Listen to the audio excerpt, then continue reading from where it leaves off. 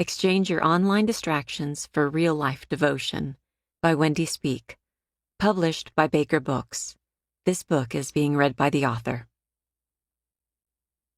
This book is dedicated to those of us who want God most, but grab our phones more. Pursue the things over which Christ presides. Don't shuffle along, eyes to the ground, absorbed with the things right in front of you. Look up and be alert to what is going on around Christ. That's where the action is. See things from his perspective.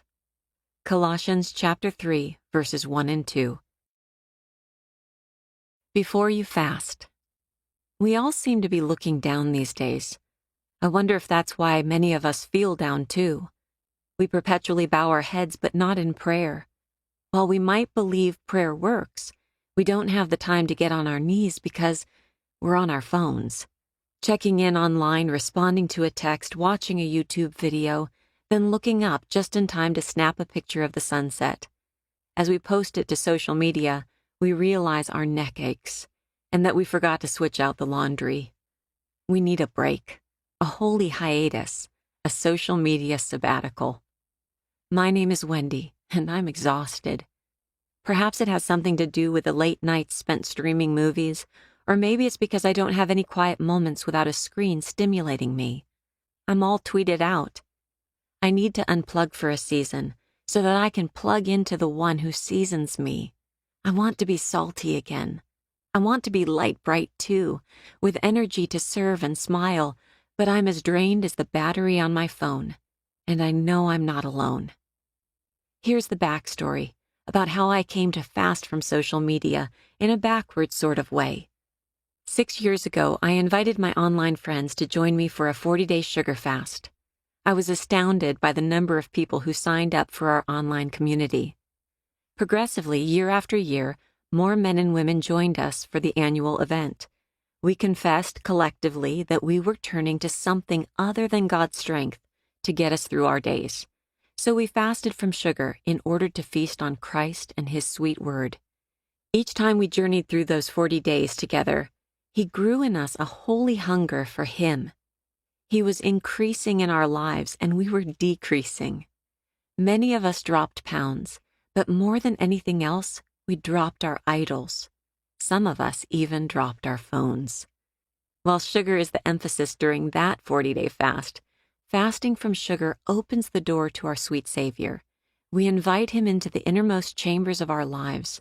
Once inside, he looks around and says, "Thanks for the sugar, but I want it all.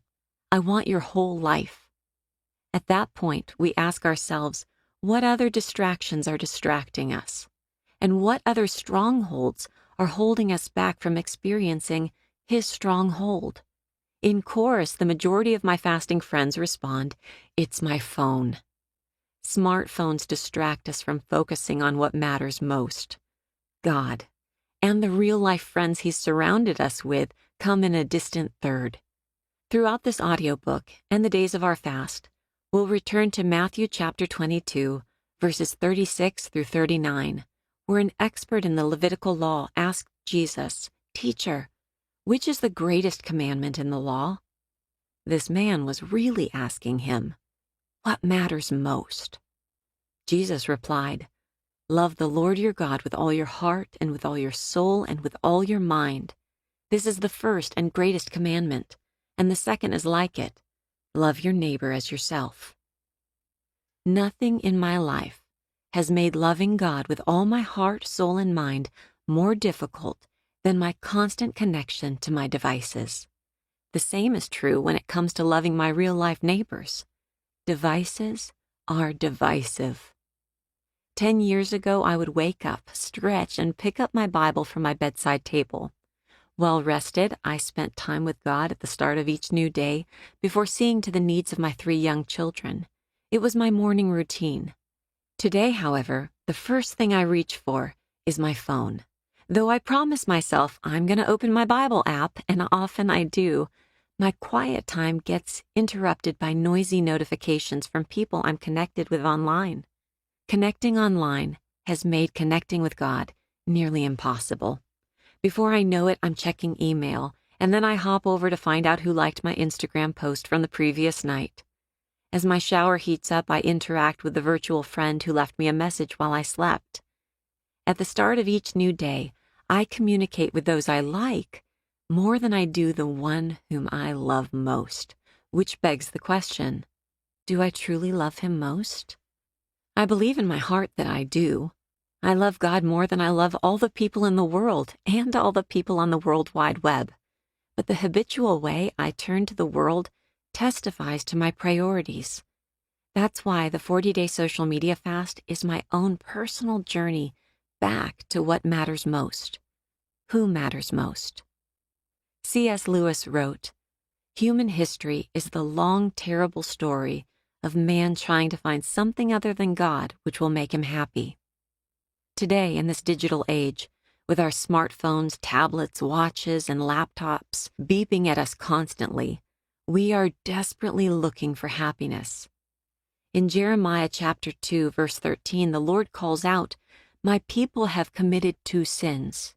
They have forsaken me, the spring of living water, and have dug their own cisterns, broken cisterns that cannot hold water." If you find yourself constantly thirsty for more, never quite satisfied, no matter how often you go back to draw from the well of social media or online streaming and shopping, then you've likely been drinking from a well that was never meant to satisfy you. Like it or not, we all tend to forsake the spring of living water and dig our own cisterns. They're broken, and as a result, so are we. Still, we keep at it, and the more broken we become, the more fervent our search for happiness. Each ping, buzz, and notification triggers a dopamine release in our brains, synthetically creating a short sensation of happiness. We've become chemically and emotionally addicted to these short-lived highs. That's why I've decided to put my foot down by putting my phone down, so that I might pick up the joy-inducing presence of God instead. I'd venture to say that you originally picked up your phone as a resource to enhance your life, not to consume it.